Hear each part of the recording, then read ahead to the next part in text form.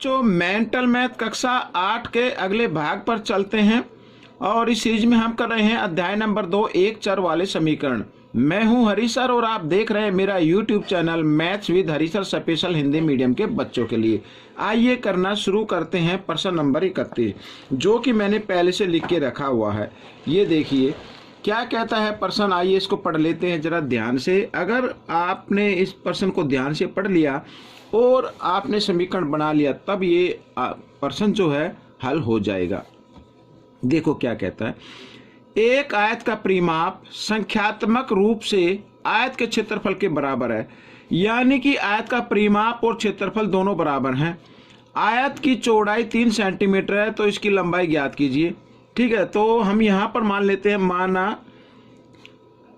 आयत की लंबाई कितनी है, x सेंटीमीटर मान लेते हैं। ठीक है, ये मान लिया x सेंटीमीटर और आयत की चौड़ाई जो दी हुई है इसमें वो लिख लेते हैं।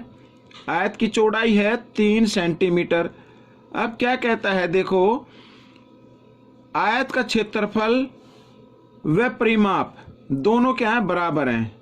ठीक है, दोनों क्या हैं, बराबर हैं, तो इसकी लंबाई ज्ञात करनी है। आइए देखो, आयत का क्षेत्रफल, आयत का क्षेत्रफल बराबर आयत का परिमाप, इस तरीके से।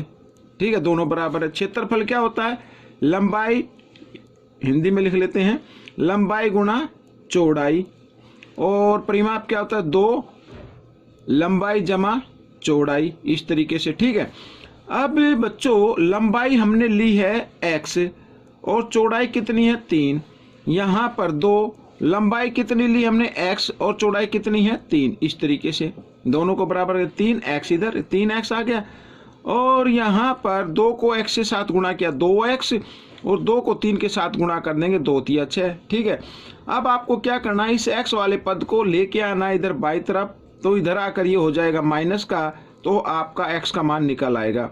ठीक है, 2x में से एक x हम यहाँ पर घटा देते हैं तो कितना आ जाएगा, 1x आ जाएगा। 3x में से 2x घटाएंगे तो बराबर 6, तो 6 सेंटीमीटर ये आ गया। 6 सेंटीमीटर क्या था बच्चों, लंबाई थी, तो आयत की लंबाई आ गई 6 सेंटीमीटर। ठीक है, ये प्रश्न आपका हल हो गया है।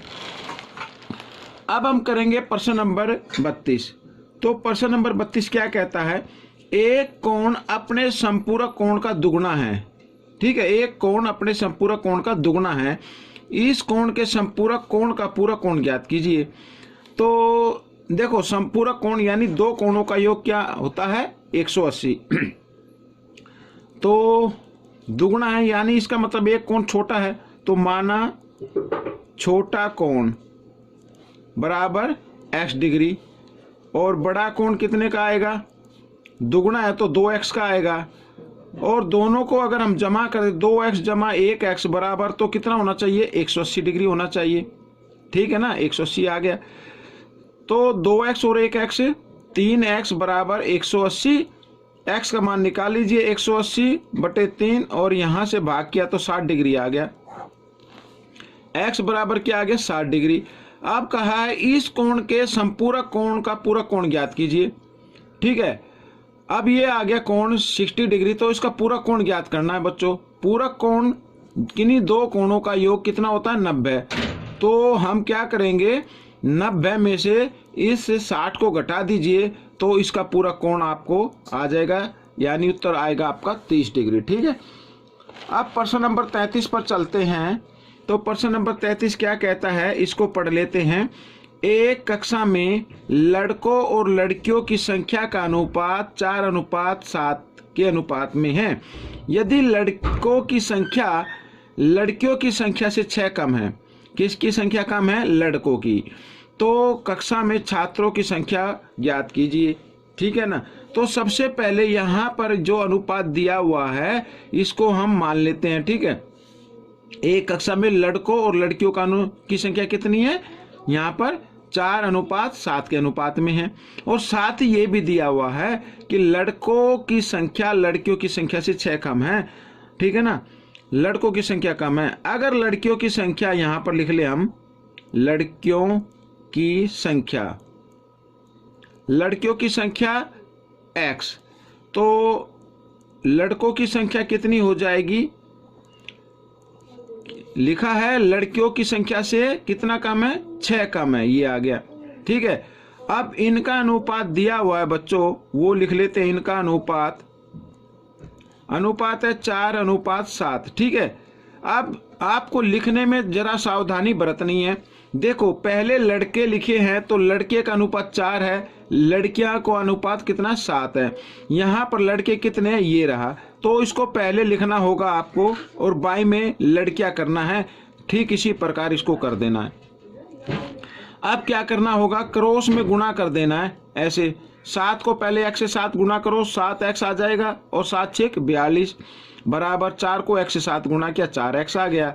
अब 4x को ले आओ किस तरफ, बाईं तरफ, तो इधर आकर ये घटा का हो गया और इधर ये घटा 42, इधर आकर ये जमा 42 हो गया। ठीक है ना, इधर कर लेते हैं। 7x में से 4x घटा दो तो 3x आ जाता है बराबर 42। तो x का मान निकालना है 42। 3 इधर किस में, गुना में, इधर आकर ये भाग में आ गया, 3 से भाग कर देते हैं। 3 एकम 3, 3 चौक 12, तो x बराबर आ गया बच्चों यहाँ पर 14। ठीक है, तो x क्या था, लड़कियों की संख्या। लड़कियों की संख्या कितनी आ गई, 14 आ गई। अब मैं इसको इधर कर लेता हूं, यहाँ पर लड़कियों की संख्या कितनी है, 14, और लड़कों की संख्या कितनी है, ये भी निकाल लेते हैं।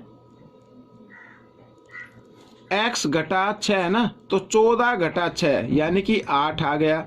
और कुल संख्या कितनी हो गई, लड़के और लड़कियां कुल कितनी हैं, 14 और 8 कितना होता है बच्चों, 22। ये आपका उत्तर निकल आएगा। ठीक है, तो ये प्रश्न भी आपका हल हो गया। अब हम करेंगे प्रश्न नंबर यहाँ पर 34। देखिए ये रहा, इसको भी जरा ध्यान से पढ़ते हैं और हल करते हैं। 4 वर्ष बाद a की आयु उसके 4 वर्ष पहले की आयु की 3 गुनी होगी।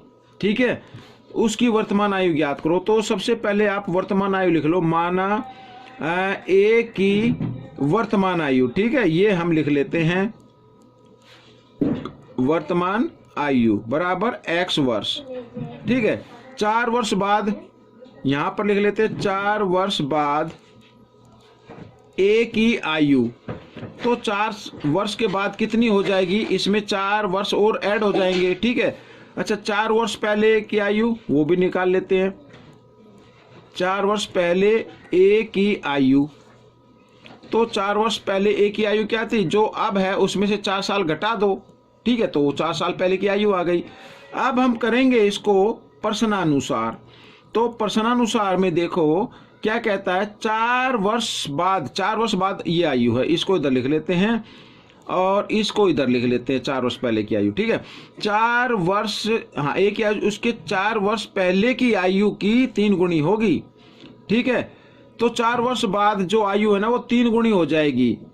4 वर्ष बाद की आयु ये है और ये कितनी हो गई, 3 गुनी हो गई। हमें तो नहीं दिखाई दे रहा ना 3 गुनी हो गई, तो हम क्या करेंगे, दोनों को बराबर रखना है। तो 4 वर्ष जो पहले आयु है ना उसको 3 से गुणा कर दो, तो दोनों की आयु बराबर हो गई। समीकरण के सवाल बराबर करके ही हल होते हैं। तो x जमा 4 और 3 से गुणा कर दो, 3x और 3 चौक 12। अब आप x को ले आओ एक तरफ, x घटा 3x बराबर घटा 12 और ये जमा 4 इधर आकर ये घटा 4 हो जाएगा। तो घटा जमा घटा 3 में से 1 घटा देंगे तो 2x आएगा, लेकिन घटा का आ गया क्योंकि बड़े नंबर के सामने घटा का निशान है। और घटा 12 और घटा 4 कितना होता है, घटा 16 होता है। घटा से घटा का निशान काट दिया तो x का मान निकाल लेते हैं। x 2 इधर गुणा में, इधर आकर ये भाग में आ गया, 2 से भाग किया तो 8 आ गया, तो x बराबर 8। ठीक है, तो उसकी वर्तमान आयु कितनी आ गई, 8 वर्ष आ गई बच्चों। ये आपका उत्तर निकल गया। अब इस भाग का आखिरी प्रश्न हम हल कर लेते हैं। ये भी बड़ा ही महत्वपूर्ण प्रश्न है। देखो क्या कहता है, एक परीक्षा में एक छात्र को प्रत्येक सही उत्तर के लिए 4 अंक दिए जाते हैं। ठीक है, सही उत्तर अगर उसे दे दिए तो 4 अंक मिल जाएंगे और प्रत्येक गलत उत्तर के लिए 1 अंक काट लिया जाता है। ठीक है, अगर गलत कर दिया तो 1 नंबर कट जाएगा यदि वह 75 प्रश्नों को हल करता है। ठीक है, कुल प्रश्न कितने हल किए, 75, और उसे 125 अंक प्राप्त करता है तो उसके द्वारा कुल कितने प्रश्नों का सही उत्तर दिए गए। ठीक है, तो यहां पर लिख लेते हैं, माना सही उत्तर की संख्या, ठीक है, सही उत्तर की संख्या x मान लीजिए और गलत उत्तर की संख्या भाई कुल प्रश्न कितने के 75 में से x तो सही है बाकी गलत है, तो यानी कुल प्रश्न में से सही जो उत्तर हैं उनको आप क्या कर दे, घटा दे। अब प्रश्नानुसार, अब आपको ध्यान से देखना है प्रश्नानुसार कैसे करना है। देखो ये है सही उत्तर, और सही उत्तर के लिए कितने दिए जाते हैं, 4, यानी इसको कर दो 4 से गुणा, इस तरीके से। ठीक है, जमा कर देना है। ठीक है, ये है गलत, यहाँ पर गलत उत्तर, और इसके लिए नंबर काट लिए जाते हैं, एक काट लिया जाता तो यानी घट जाएगा, तो इसको घटा 1 से क्या कर देना है, गुणा कर देना है। और दोनों के अंक मिलाकर यानी सही उत्तर और गलत उत्तर का जब हम कैलकुलेशन करेंगे तो 125 उसके आंसर में, मतलब आंसर नहीं, अंक मिल जाते हैं। ठीक है, तो इस तरीके से तो 4x यहाँ पर घटा जमा घटा हो जाएगा, गुणा करेंगे तो यहाँ पर क्या आया, घटा 75 और घटा जमा हो गया, 1 से गुणा करें तो x आएगा बराबर 125। इस तरीके से लिख सकते हैं 4x और 1x 5x बराबर 125 और घटा 75 इधर आकर ये जमा 75 बन गया। तो x का मान निकालना है बच्चों, तो 125 जमा 75 होता है 200 और 5 इधर गुणा में है, इधर आकर ये हो गया भाग में, 5 से काट देते हैं, 5 चौक 20, 0 यूं, तो x बराबर आ गया 40। x क्या था बच्चों, यहाँ पर सही उत्तर की संख्या थी 40x, तो x का मान आया 40, तो इसका मतलब सही प्रश्नों के जो उत्तर दिए हैं वो कितने प्रश्न हैं, 40 हैं। ये आपका उत्तर निकल गया। ठीक है, तो बच्चों ये भाग आपका पूरा हो गया है। आपको ये भाग कैसा लगा मुझे ज़रूर बताएं, और इसमें से सीखकर दूसरे बच्चों को ज़रूर सिखाएं। मिलेंगे अगले भाग पर, तब तक आप प्रैक्टिस करते रहिए, और मेरी वीडियो देखने के लिए आप सभी बच्चों का धन्यवाद।